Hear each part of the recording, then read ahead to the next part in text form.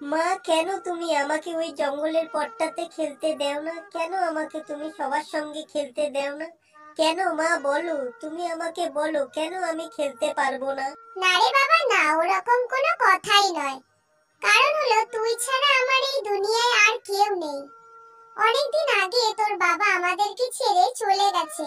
তুই ছাড়া আমার কে আছে বল? শোন বাবা, তুই জঙ্গলের পথে যাস না। শোন বাবা, শোন।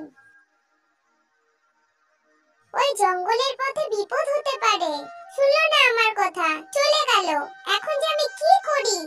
ছেলেটাকে নিয়ে আর পারলাম না।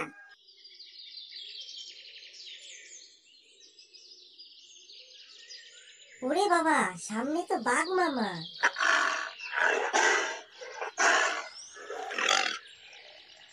এখন আমাকে দেখলেই তো খেয়ে ফেলবে। এই কারণে মা আমাকে এদিকে আসতে দেয় না হয়তো। ওই সামনের ঝোপটাতে মরা মানুষের মতন শুয়ে থাকি। বাঘ মামা দেখে ভাববে মরা মানুষ, প্রাণে বেঁচে যাব। না না, আজকে তো আর কিছুই খাওয়া যাবে না। পেটটা তো ভরে টস টস করছে। মরা মানুষ তো ভুলেও খাওয়া যাবে না, বরং সামনের দিকে এগিয়ে যায়।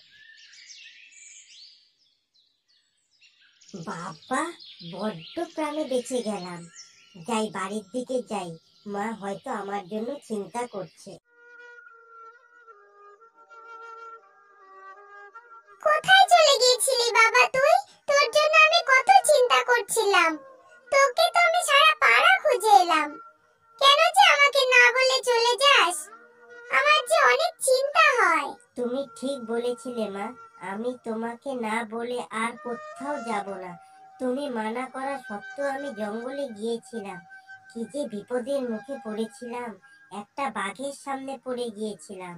অল্পের জন্য প্রাণে বেঁচে ফিরেছি। তোমার কথা কোনো দিন অবাধ্য হব না মা।